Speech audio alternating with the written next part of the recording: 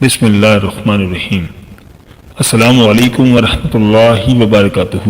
پیارے دوستوں، کیسے ہیں آپ سب؟ میں امید کرتا ہوں کہ آپ سب خیریت سے ہوں گے۔ میری اللہ پاک سے دعا ہے کہ اللہ پاک آپ کو سدا عافیتوں کے سائے میں رکھے، آمین۔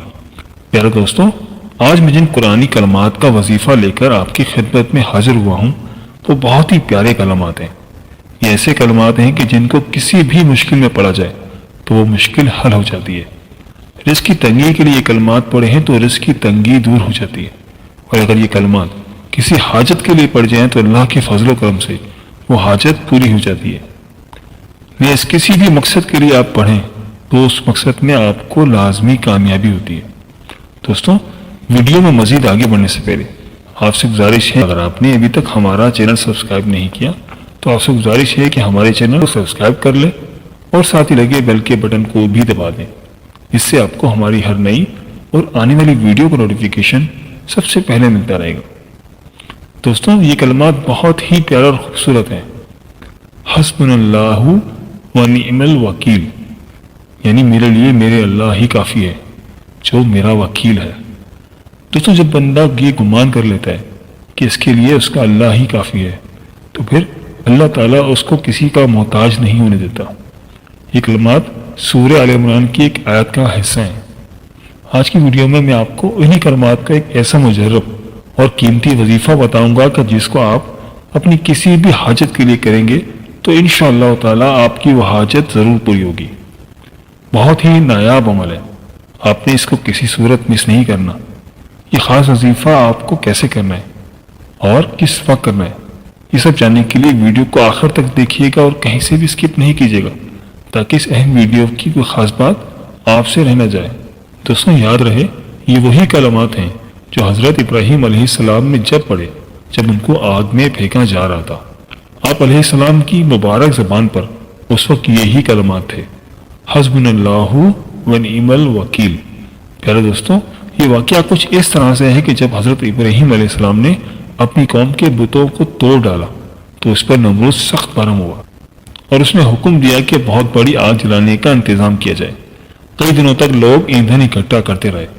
سارے لوگوں نے نمرود کے حکم کی تعمیل کی اور ایک بڑے میدان میں یہ ایندھن اکٹھا کیا گیا اور پھر حکم دیا گیا کہ اس ایندھن کو آگ لگائی جائے۔ کہتے ہیں کہ جب آگ جلائی گئی تو اس کے شعلے آسمان کو چھونے لگے اور ایسی آگ کسی نے آج تک نہیں دیکھی تھی۔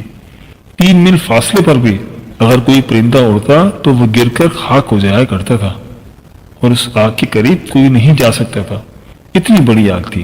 لیکن اب سوال یہ تھا کہ اتنی بڑی آگ کے اندر حضرت ابراہیم علیہ السلام کو کیسے پھینکا جائے۔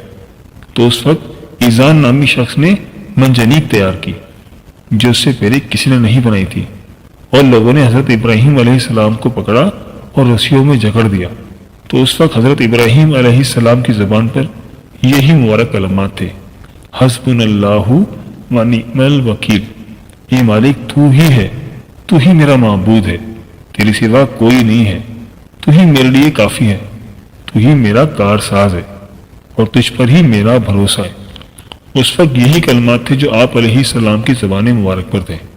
پھر لوگوں نے آپ علیہ السلام کو رسیوں میں باندھ کر منجنیق میں رکھا۔ بہت سارے لوگوں نے مل کر منجنیق کو کھینچا اور زور سے چھوڑا تو حضرت ابراہیم علیہ السلام آگ کی شعلوں میں جا گرے۔ یہ مناظر دیکھ کر آسمانوں پر فرشتے بھی سجدہ ریز ہو گئے کہ اے مالک، تیرے خلیل کو اس کے دشمنوں نے آگ میں پھینک دیا۔ علماء نے لکھا ہے کہ جب ابراہیم علیہ السلام کو آگ میں پھینکا جا رہا تھا تو حضرت جبرائیل علیہ السلام حاضر ہوئے اور عرض کیا کہ اے اللہ کے خلیل، کیا آپ کو کوئی حاجت ہے، میں آپ کی مدد کروں؟ تو آپ علیہ السلام نے فرمایا، ہاں حاجت تو ضرور ہے، مگر اس ذات سے ہے جو حاجتوں کو پورا کرنے والی ہے۔ اور فرماتے ہیں کہ بارش اور ہوا کے فرشتے بھی نازل ہوئے کہ آپ حکم کریں تو ہم اس آگ کو بجھا دیں، لیکن آپ علیہ السلام کی زبان پر یہی کلمات تھے اور آپ نے ان کو منع فرمایا اور فرمایا کہ میرے لیے میرا اللہ ہی کافی ہے، وہی میرا مددگار ہے، وہی میری مدد کرے گا۔ پھر لوگوں نے دیکھا کہ وہی آگ جو آسمانوں کو چھو رہی تھی وہ حضرت ابراہیم علیہ السلام کے لیے گلے گلزار بن گئی۔ اسی آگ کے اندر اللہ تعالیٰ نے حضرت ابراہیم علیہ السلام کے لیے اپنی نعمتیں بھی جاری کر دیں پیارے دوستوں، کہتے ہیں کہ وہ رسیاں تو جل کر راکھ ہو گئیں جسے حضرت ابراہیم علیہ السلام کو باندھا گیا تھا، لیکن آپ علیہ السلام کا ایک بال بھی نہ جلا۔ اللہ تعالیٰ نے آگ کو براہ راست حکم دیا کہ میرے خلیل کے لیے ٹھنڈی ہو جا اور سلامتی والی ہو جا۔ کہتے ہیں کہ حضرت جبرائیل علیہ السلام حضرت ابراہیم علیہ السلام کی خدمت میں حاضر ہوئے اور فرمانے لگے کہ آپ علیہ السلام کا صبر بہت عظیم ہے کہ آپ نے اللہ کی ذات پر ایسا توکل کیا، سامنے ہلاکت کا سامان دیکھ کر بھی آپ کے قدم نہیں ڈگمگائے، اور اللہ تعالیٰ نے آپ کے صبر اور توکل پر آپ کو یہ نعمتیں عطا فرمائی۔ پیارے دوستوں، یہ واقعہ سنانے کا مقصد یہ ہے کہ ہمارا بھی یہی یقین ہونا چاہیے کہ اس دنیا کی کوئی ایسی چیز نہیں ہے جو نقصان دے سکے، اور نہ ہی کسی اور کائنات کی کوئی ایسی چیز ہے جو انسان کو نقصان پہنچا سکتی ہے۔ ہمیں چاہیے کہ اللہ تعالیٰ کی ذات پر مکمل یقین اور بھروسہ رکھیں اور اللہ پر توکل کریں، ایسا توکل جیسا حضرت ابراہیم علیہ السلام نے فرمایا۔ جب ہم اسی توکل کے ساتھ اس وظیفے کو کریں گے تو یقین جانیے آپ کی کوئی بھی حاجت باقی نہیں رہے گی جو پوری نہیں ہو۔ ہر مشکل سے اللہ تعالیٰ آپ کے لیے راہیں نکالیں گے۔ پیارے دوستوں، وظیفے کی جانب چلتے ہیں اور آپ کو بتاتے ہیں کہ آج کا وظیفہ آپ کو کیسے کرنا ہے۔ دوستوں، یہ وظیفہ آپ کسی بھی مقصد کے لیے کر سکتے ہیں۔ آپ کی کوئی حاجت ہے، بڑی سے بڑی حاجت جو پوری نہیں ہو رہی ہو، بس پوری یقین کامل کے ساتھ اس عمل کو کریں، آپ کی ہر حاجت اللہ کے حکم سے پوری ہو جائے گی۔ دوستوں، وظیفے کا طریقہ کار نوٹ فرما لیجیے۔ دوستوں، یاد رہے کہ یہ وظیفہ آپ نے باوضو حالت میں کرنا ہے اور ایسی جگہ پر کریں جہاں آپ کو یکسوئی حاصل ہو۔ آپ نے سب سے پہلے 7 بار درود پاک پڑھنا ہے، کوئی سا بھی درود پاک جو آپ کو یاد ہو، اور اگر آپ درود ابراہیمی پڑھ لیتے ہیں جو کہ ہم نماز میں پڑھتے ہیں تو بہت بہتر ہے، اور پھر اس کے بعد ایک تسبیح یعنی کہ 100 دانوں پر یہ کلمات: حسبنا اللہ ونعم الوکیل، حسبنا اللہ ونعم الوکیل، حسبنا اللہ ونعم الوکیل، اور آخر میں پھر دوبارہ درود پاک پڑھیں۔ دوستوں، وظیفہ ایک مرتبہ پھر نوٹ کر لیں۔ سب سے پہلے آپ نے درود پاک پڑھنا ہے، پھر اس کے بعد ایک تسبیح یعنی کہ 100 مرتبہ یہ کلمات حسبنا اللہ ونعم الوکیل پڑھنے ہیں، اور آخر میں پھر دوبارہ سے درود پاک پڑھنا ہے۔ اور اس طرح سے یہ عمل مکمل کرنے کے بعد آپ نے اللہ تعالیٰ سے سربا سجود ہو کر دعا کرنی ہے، اپنے مقصد کے لیے اللہ تعالیٰ سے گڑ گڑا کر عاجزی اور ان کے سارے کے ساتھ دعا مانگے۔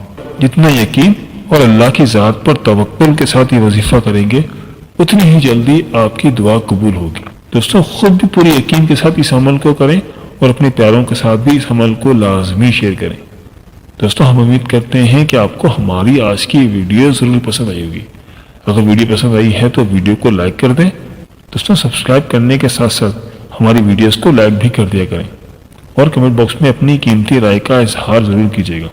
مجھے آپ کے کمنٹس کا انتظار رہے گا۔ اللہ پاک آپ کی تمام نیک حاجات قبول فرمائے اور اللہ پاک آپ کا حامی و ناصر ہو، آمین۔ اللہ حافظ۔